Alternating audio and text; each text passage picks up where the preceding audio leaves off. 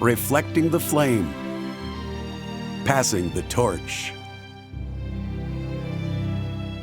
Jim Gashel. The history of Marc Maurer over the last 28 years is not just the history of Marc Maurer. We're talking about both a man and a movement. Matt Maurer. Marc was my big brother. We grew up in Boone, Iowa, which is a small town in central Iowa, almost a Andy Mayberry type town. We all got a bike when we did our first communion, and Marc got a tandem bike. And I think my parents' idea was that he would ride on the back, which he often did, but there were times when he was on the front and I was on the back, and let me tell you, that's an adventure when you have a totally blind guy driving the tandem bike. But we got where we were going. Patricia Maurer. Marc and I grew up in the state of Iowa, and we lived in small towns in Iowa, and we actually met in the training program at the Iowa Commission for the Blind. And we went there to learn how to travel around with a cane and some braille. Mary Ellen Jernigan. It was at the Iowa Commission for the Blind. He was a new orientation student there, and I was tasked to teach him travel.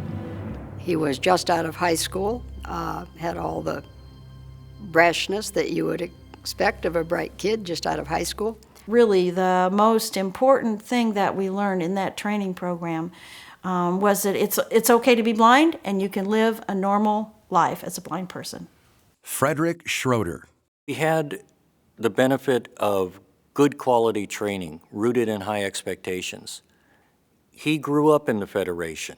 He went through the Iowa program when Dr. Jernigan was there. One of my duties was to teach a gym class at 5:30 in the morning. Marc Maurer was one of my students. He was difficult. If I had to rate his interest level in getting up to lift weights at 5:30 in the morning, I would say it on a scale of 10, it could have been about a 2. Marc Maurer was much more interested in organizing blind people for action, rising to become an affiliate leader and president of the Federation's National Student Division. Diane McGeorge.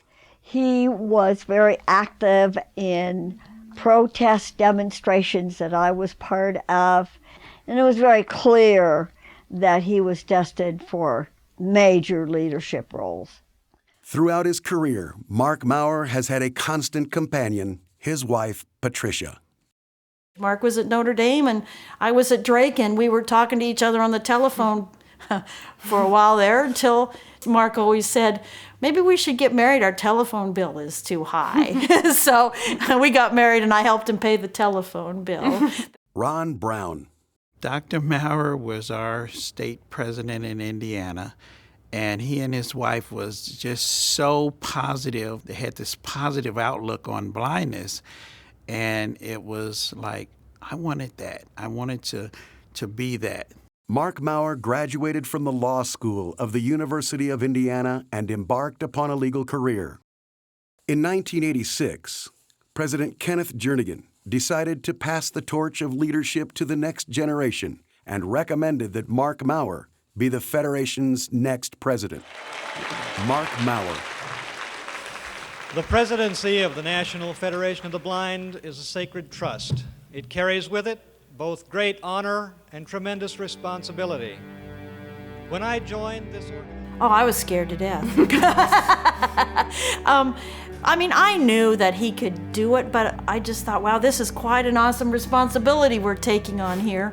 Dr. Jernigan said to me, now, if Marc doesn't do this the way that I've done it, don't be upset about that, because no two people are going to do it the same way. And so that really gave me, I knew with that Dr. Jernigan had the confidence in Marc to run the Federation and me to help, in any way I could. Kenneth Jernigan didn't suddenly fade away into nowhere. Ray Kurzweil. Dr. Maurer became president and had to sort of work in the shadow of this great leader And that worked out extremely well. Dr. Jernigan gave him the space to grow. The thing that makes it work is love. They worked as one. During the last year of his life, Kenneth Jernigan helped make plans for a new research and training institute. Dr. Jernigan died October of 1998. Dr. Maurer had a choice to make. Do we go forward with that, a huge undertaking that nobody had a clue how to do? It was left to Dr. Maurer to see to it whether or not we could make this happen.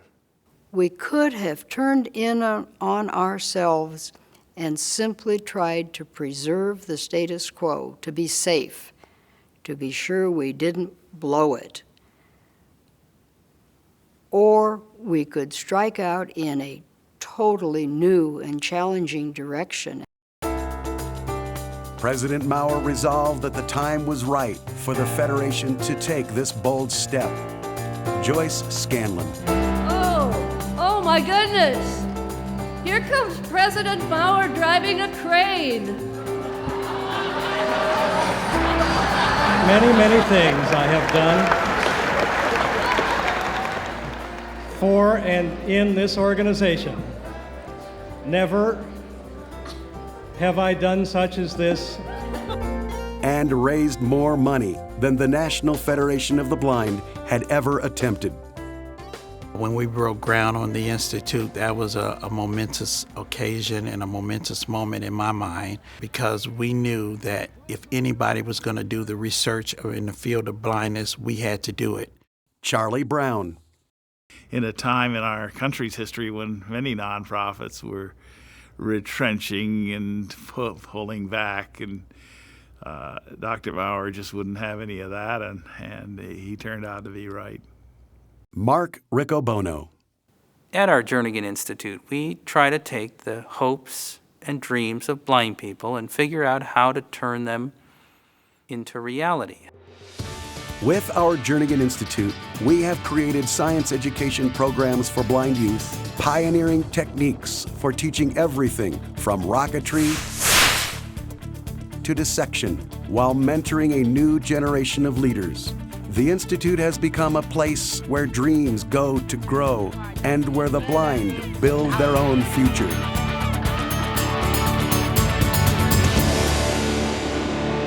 Under Dr. Maurer's leadership, the Federation has grown significantly, created a new standard of excellence in rehabilitation, and expanded the rights of the blind. Congressman Elijah Cummings. I knew what it had been like to be discriminated against. And then I learned, when I got to be familiar with the blind, and the National Federation of the Blind, they informed me and educated me with regard to a lot of discrimination that was taking place against blind people. And in many instances, the impact of that discrimination was harder than any discrimination I'd ever experienced. Anil Lewis. The discrimination we face as blind people is out of a misguided love, almost you could say. It's a pity that's so profound and pronounced that it amputates and lynches you in a whole different way. But those are the types of conversations you end up getting into with Dr. Maurer, because he challenges the existing perceptions. He's taken his pain and turned it into his passion to do his purpose. Everly Hairston. Dr. Martin Luther King Jr. was a leader in civil rights. I feel that Dr. Maurer is a civil rights leader.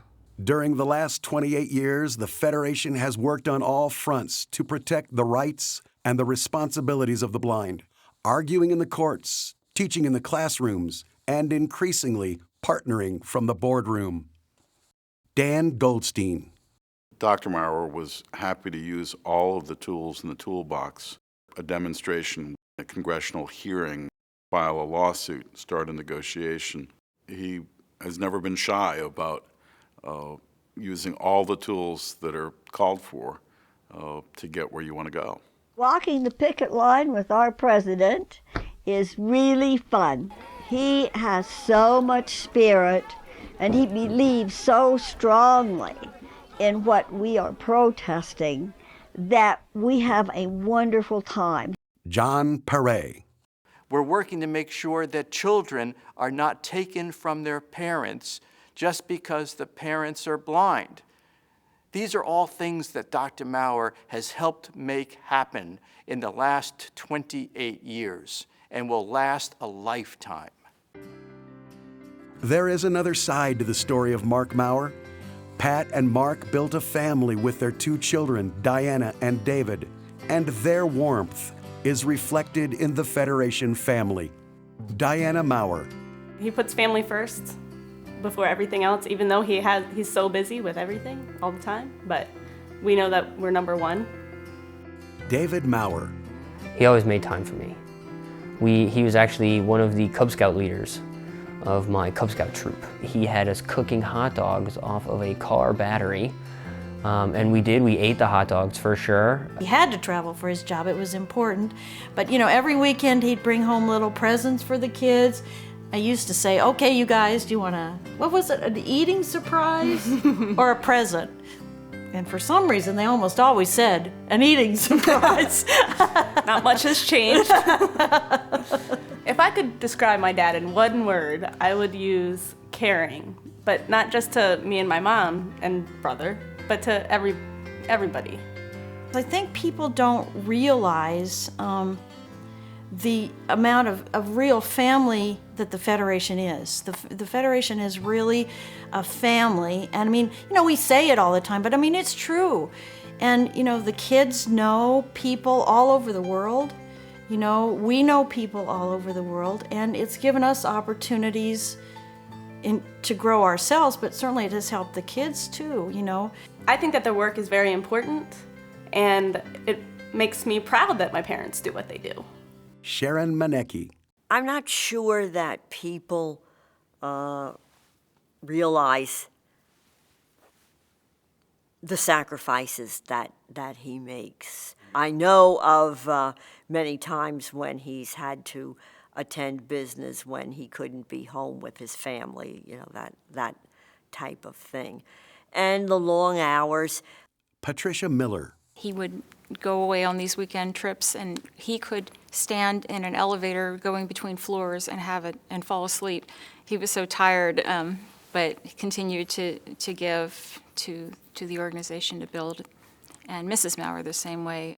Gary Wonder. For almost 3 decades, this man has gotten out of bed every morning and walked up the hill that leads blind people to first-class citizenship. Natalie Shaheen. At the 2009 NFB Youth Slam, he was speaking at the closing rally just before we did a march on Washington, D.C., and it was pouring rain. It was one of the heaviest rains you could ever think of experiencing in D.C. We have come in the midst of a rainstorm and a windstorm. There are those who would not have come if they knew it was going to rain, but that didn't keep us from being here. I can't imagine other people with his level of authority and leadership being willing to stand in the rain in a suit and then go march for several miles with a bunch of kids and have the level of energy that he did. And the next generation of our leaders was in that audience. Not only does he think that the youth are important, but he truly enjoys interacting with the kids. At the convention every year, during the parent session, he sits down on the floor with the children and they all sit around him. One of the kids turned to him and says, you have potential. And indeed he does. He has such exuberance for his own life. It rubs off on you. He doesn't just say, I believe in you. One of the things he does is he puts you to work. He has really galvanized so many people in the NFB. Marc Maurer finds a way to take joy in whatever he's doing, and those things are contagious. What makes this significant is that it's a force multiplier. Instead of it just being Dr. Maurer who has power as a leader of a large organization, it becomes an army. Blind people all throughout this country, all the blind people that he has touched have done so much better. Dr. Maurer loves to cook a steak. And it flames 15 feet high and singes your trees if you're not careful. You can't be around that and not see the joyousness of cooking a steak. One thing you'd have to say about the National Federation is we do the unexpected. We sponsored a blind guy to climb Mount Everest. Eric Weinmeier. I asked Dr. Maurer if the NFB would be interested in supporting the climb, and Dr. Maurer was immediately excited because he said, we want to associate blindness with adventure. When I stood on top of Everest and on top of the 7 summits, I 100% felt like I was standing on the shoulders of thousands of blind people and being lifted up by the National Federation of the Blind. Barbara Pierce. It had symbolic power. Everybody has got Mount Everest in their lives that they have to climb. He came back alive and changed the way that people think about blindness.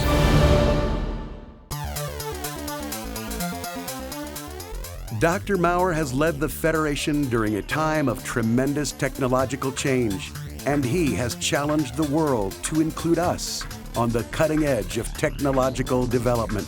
Dr. Maurer's tenure came during a time of tremendous change in our society, particularly in terms of technology.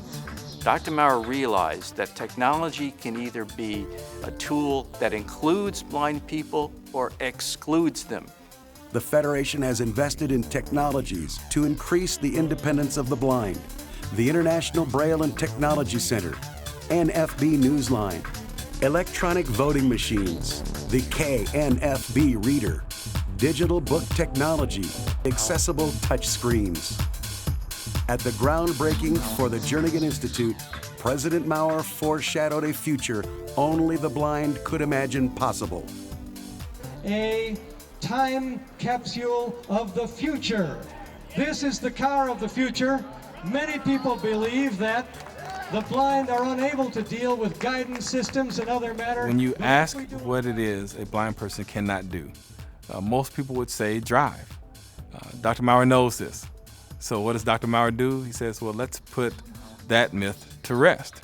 With partners from Virginia Tech, the Federation imagined and built non-visual interfaces that had never existed and that could provide access to information that would allow blind people to explore new horizons. A prototype was first tested by blind youth and later built into a Ford Escape for public demonstration. He said, well, you know, we're going to need some drivers because you got to have a real blind person driving this. And of course, he intended to be in the mix of drivers because he wanted to have a hands-on with this technology to understand it. It comes right out of our history. You know, going way back when we were young kids, we even built a wooden car out of scrap lumber and leftover wheels we found. He was the most spectacular blind driver we had. He liked to drive fast, and he likes to say he was sometimes even on the road. When he gets in the car, I mean, he just floors it because he thinks that this is where I belong. This is where I'm supposed to be. One of these days, we're going to have this built into a machine that can be used not just on a separate course. That's what we're going to do. The NFB's Blind Driver Challenge culminated with a public demonstration at the Daytona International Speedway, where a crowd of thousands, including 400 members of the Federation, watched a blind driver independently navigate a car, negotiating turns, avoiding static and dynamic obstacles, and passing another vehicle. The Federation made history at Daytona, but it only marked a milestone on the journey to achieve the full integration of the blind into society on terms of equality. Dr. Maurer continues to challenge us to pursue our next dream. In that moment, I no longer knew for the first time what the limits were. I no longer have a concept of what the limits for blind people are. I thought I had some understanding that there was lots of possibility, but that there was a limit. And I guess in that moment of shaking hands with Dr. Maurer, I recognized I no longer knew what the limits were for us. And now President Maurer has prepared us for the passing of the torch to a new Federation leader. I have talked from time to time about the need that one day there will have to be a change in the leadership of the organization, and it seems to me that this is the time for the change. And it also seems to me that Marc Riccobono has the talent for the work. We have had 3 great and prominent leaders: Jacobus Tenbrook, Kenneth Jernigan, and Marc Maurer. In fact, Marc Maurer is the longest-serving president. And he's always realized that this job was bigger than him. It wasn't about him, it was bigger than him. It was about so many people that he would never meet, and he knew that it was about generations that are yet unborn. We thank Dr. Maurer by recommitting ourselves to the next phase of our movement. Patty Chang. I want to personally thank you for all the mentoring that you've done for me specifically. I very much look forward to working with you for another decade or 2 in any case. And I'd like to close by saying that we all love you very, very much. Jennifer Dunham. Thank you for all of the significant changes that you have made. Thank you for changing what it means to be blind. Thanks, Dr. Maurer, for 40 years of your leadership, visionary insight into the future, profound ideas, and friendship. Dr. Maurer, you have been a tremendously effective leader. You have shown courage, imagination, and determination. But you have also shown that you really care about blind people and the future for all blind people. You have been a tremendous leader, a tremendous mentor, and a tremendous friend. Dr. Maurer, Mrs. Maurer, thank you is not enough.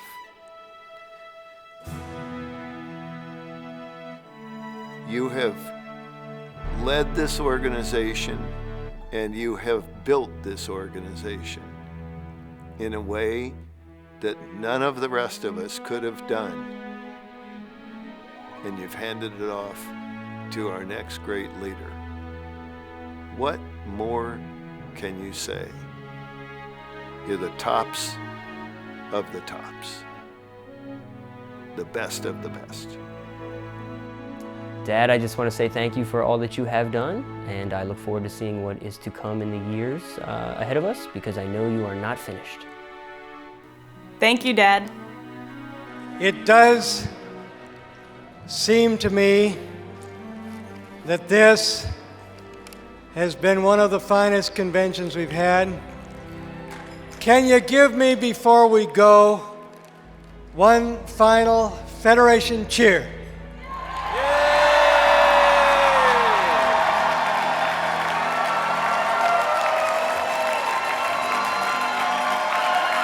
Marc Maurer, President, National Federation of the Blind, 1986, 2014. Federationist, always.